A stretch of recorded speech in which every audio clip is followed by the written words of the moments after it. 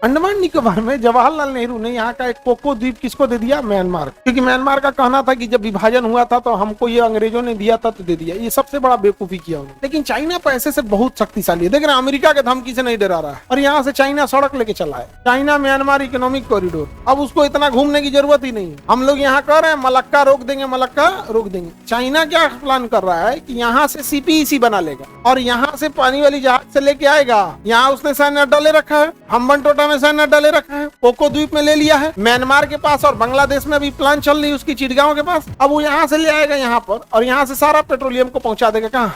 अपने देश में पाइपलाइन से। अभी बांग्लादेश में एंट्री का प्रयास कर रहा है तो इस सड़क को यहाँ से घुमा के कहाँ लेके चल जाएगा? बांग्लादेश। और कहाँ तक आ जाएगा? चिकन नेक तक। युद्ध के लिए बहुत खतरनाक हो जाएगा। एक छोटा सा एरिया 25-30 किलोमीटर का हारमूज अमेरिका जैसा देश के नाक में दम कर दिया।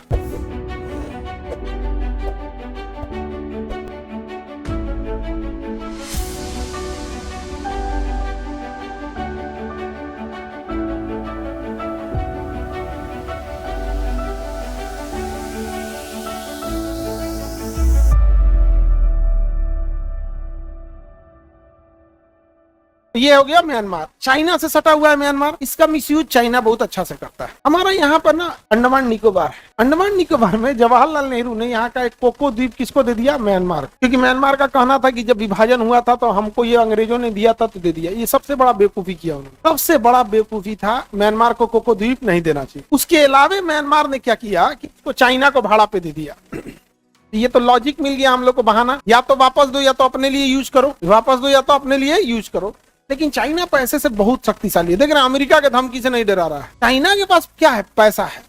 दुनिया में 2 ही चीज राज कर रहा है अभी के समय में, पैसा, मशीन। हवाई जहाज क्या है? मशीन, यानी टेक्नोलॉजी। वर्ल्ड को चला रहे हैं लोग कौन? पैसा और टेक्नोलॉजी। और टेक्नोलॉजी किसके पास है? जिसके पास पैसा उसके पास आ जाएगा। तुम वैज्ञानिकों को तो तुम्हारे यहाँ चलाएंगे। पैसे नहीं दोगे तो क्या टेक्नोलॉजी आएगा? कभी नहीं आएगा। पहले जब ये पैनल नहीं हुआ करता था, बोर्ड होता था, तो आदमी कोई चीज ड्राइंग बना देता था ना तो जल्दी उसको मिटाता नहीं था। अब पता चला उसकी जगह पे दूसरा बनाना है, जगह नहीं होता था। अभी एक साथ 200 ड्राइंग बनाते। टेक्नोलॉजी का यूज आ गया। तो चाइना ने ये कोको आइलैंड ले लिया भाड़े पे और यहाँ पे रडार स्टेशन लगा दिया निगरानी वगैरह के लिए।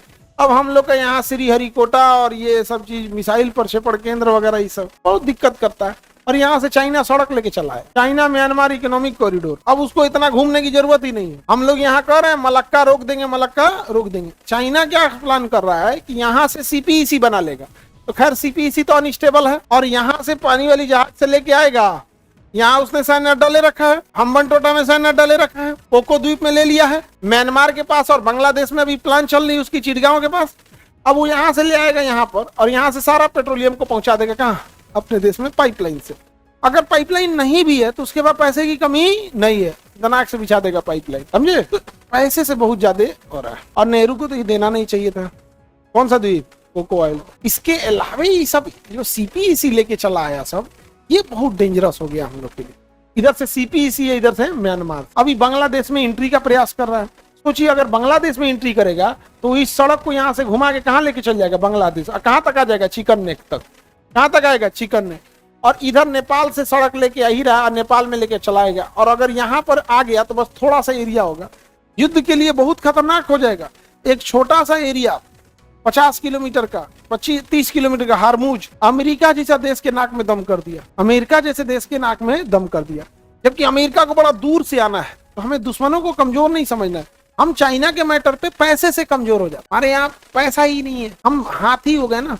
इतनी जनसंख्या है कि जो पैसे एजुकेशन और जो पैसे रिसर्च पे खर्च होने चाहिए वो जाता है राशन कार्ड पे, वो जाता है घर बनवाने में, शौचालय में, साफ सफाई कराने में, अलग अलग योजनाओं को देने में। नहीं समझ में गया?